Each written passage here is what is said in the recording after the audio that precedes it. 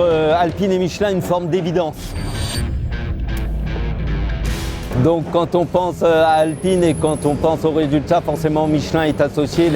Je ne crois pas me tromper en disant que toutes les plus belles victoires d'Alpine par le passé et futures ont été faites avec Michelin, seront faites avec Michelin.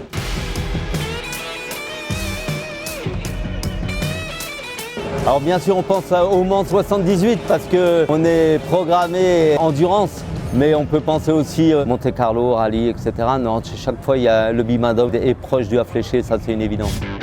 Quand on est pilote français, on a un petit peu ce bleu dans notre ADN, le bleu Alpine bien sûr, le bleu Michelin également. Et moi, cette victoire en 78 d'Alpine aux 24 heures du Mans, je ne l'ai pas vécue, bien évidemment. Et j'ai toujours en tête finalement ces photos où on voit, après la victoire, les pilotes et la voiture descendre les Champs-Élysées. Et je pense qu'aujourd'hui, en tant que pilote Alpine avec des pneus Michelin, on rêve que d'une chose, c'est de gagner de nouveau ces 24 heures du Mans. Bien sûr, on pense tous à Jean Rédélé, à la création de cette marque.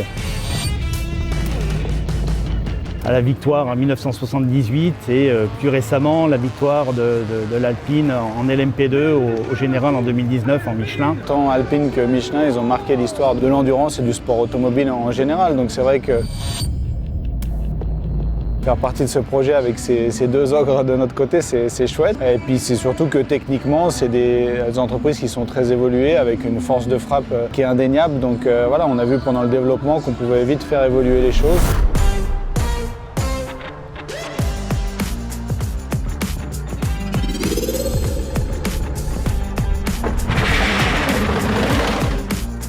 Les moments clés, ça a été d'abord le go, le vrai feu vert sur le programme, il y a plus de 18 mois maintenant. Le premier des coups de crayon et design de la voiture quand on nous a présenté la voiture et indéniablement le premier tour de roue au Castellet fin août.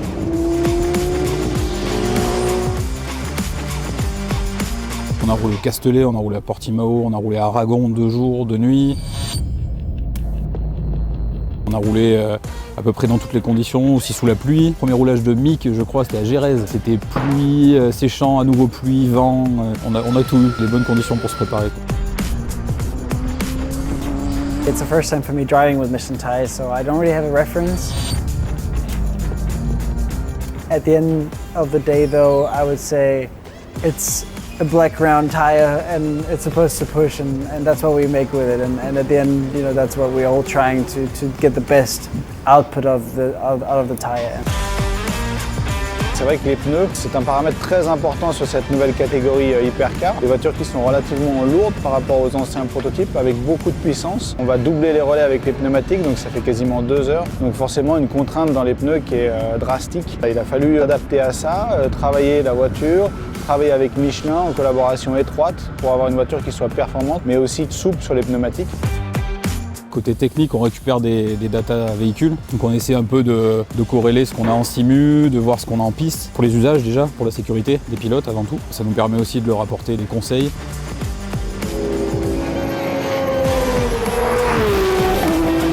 Avec toute la technologie qu'on a à notre disposition, on ne peut plus se passer de tous ces outils de simulation. On voit Michelin s'en sert pour développer les pneus, nous on s'en sert pour développer les voitures. Et en tant que pilote, si je prends l'exemple de cette piste du Qatar, qui est une piste qu'on ne connaissait pas, le fait de pouvoir faire du simulateur en amont, d'arriver ici finalement où dès la première séance d'essai, on a déjà nos marques grâce au simulateur, c'est une aide cruciale et on ne peut plus s'en passer aujourd'hui.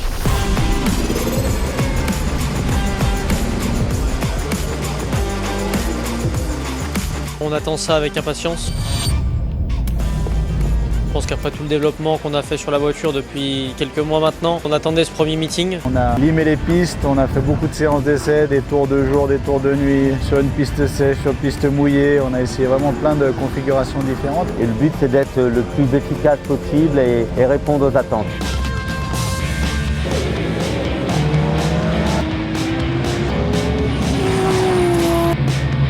It was my first endurance experience. It was my first time driving a car which I had to share with 2 other drivers. And yeah, first time driving for multiple stints in a row, but also in a full race distance, which was like 10 hours. I enjoyed it a lot. C'était une course d'apprentissage pour nous. par rapport à la nouvelle catégorie Hypercar et puis notre première course avec Alpine autour de Ferrari, Toyota, Porsche. Plutôt positif, plutôt bien. Le bilan qu'on peut tirer de la première épreuve du Qatar est clairement positif. On a rempli en tout point le cahier des charges et la feuille de route que l'on s'était fixée, c'est-à-dire terminer l'épreuve, accumuler beaucoup d'expérience pour notre première sortie en Hypercar et puis préparer la suite des événements.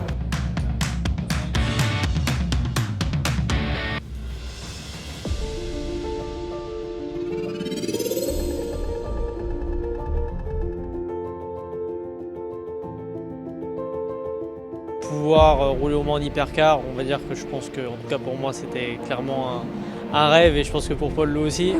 Après, l'objectif cette année, c'est qu'on est ambitieux, mais voilà, on reste humble sur ces premières courses. On a encore beaucoup de choses à apprendre avec la voiture. Après là, on fait vraiment step by step. On a commencé avec Doha avec une très belle course. Là, on revient en Europe avec Imola. Il faut là aussi qu'on termine absolument cette épreuve. Chaque kilomètre que l'on fait est une source incroyable de données et d'analyses potentielles pour les prochaines épreuves. La dernière ligne droite avant Le Mans commence à Imola, donc avec Spa et Le Mans dans la foulée. On va monter le niveau de jeu petit à petit. On connaît de mieux en mieux le package technique qui nous est proposé, nos pilotes également. Le but est clairement de se préparer pour Le Mans.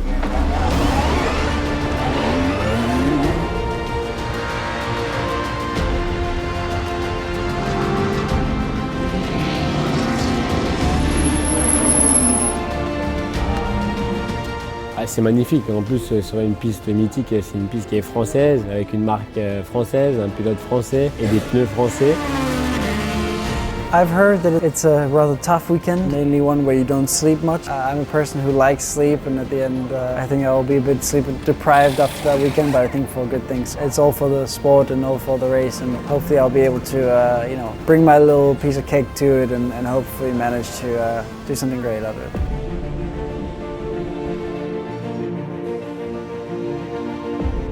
Je me souviens de mon grand-père qui me parlait du Mans.